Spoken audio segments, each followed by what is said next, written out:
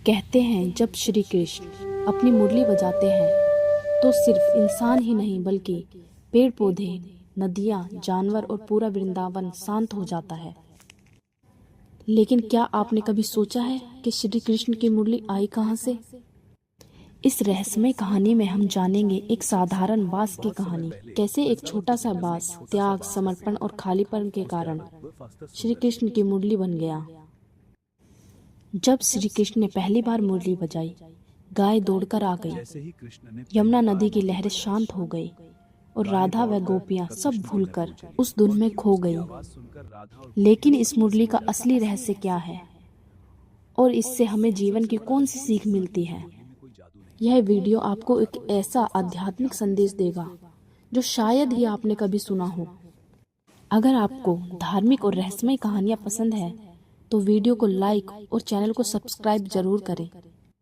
और अगर आपको यह कहानी रोचक लगे तो वीडियो को लाइक और शेयर जरूर करें ताकि और भी लोग भारत के इस रहस्यमय इतिहास को जान सके। तो चलिए शुरू करते हैं श्री कृष्ण की ऐसी रहस्यमय कहानी जो दिल को छू जाए।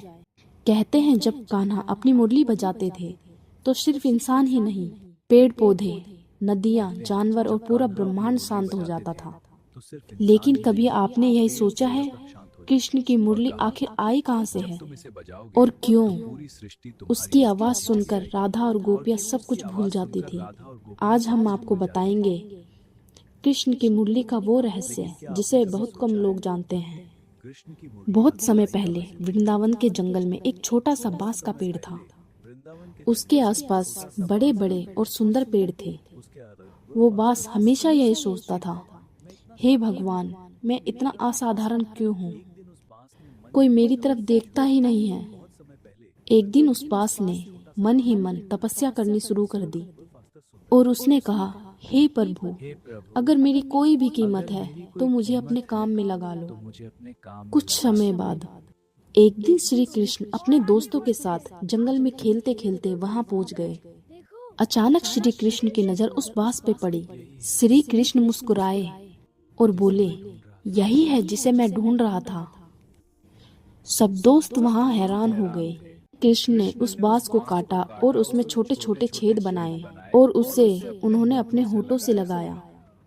जैसे ही श्री कृष्ण ने मुरली पहली बार बजाई, सब कुछ अद्भुत हुआ। गाय दौड़कर श्री कृष्ण के पास आ गई। यमुना नदी की सारी लहरें शांत हो गई। पक्षी उड़ना भूल गए। गोपियां सब काम छोड़कर उस धुन की तरफ खिंची चली आई। पूरे वृंदावन में बस एक ही धुन गूंज रही थी। लेकिन सबसे बड़ा रहस्य यह था कि मुरली की धुन में कोई जादू नहीं था। जादू उस त्याग में था, क्योंकि उस बांस ने अपना अहंकार छोड़ दिया और अपने अंदर का खालीपन स्वीकार किया। कृष्ण की सांस से भी संगीत बन गया और वही खालीपन श्री कृष्ण की सांस से संगीत बन गया। इसलिए भक्त कहते हैं, अगर तुम चाहो भगवान तुम्हारे जीवन में संगीत भर दे तो खुद को कृष्ण की मुरली की तरह खाली और समर्पित कर दो। क्योंकि जब इंसान अपने अंदर का अहंकार छोड़ देता है तब भगवान उसकी जिंदगी को भी एक मधुर धुन बना देते हैं।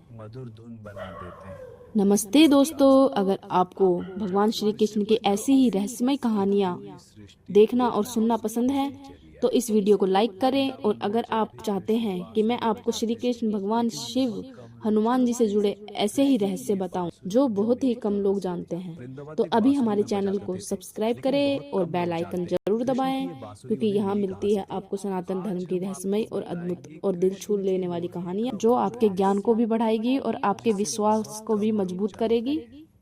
और हाँ, कमेंट में जरूर लिखें जय श्री कृष्णा, ताकि हमें पता चले कितने भक्त श्री कृष्ण के दिव्य संदेश को सुन रहे हैं। धन्यवाद।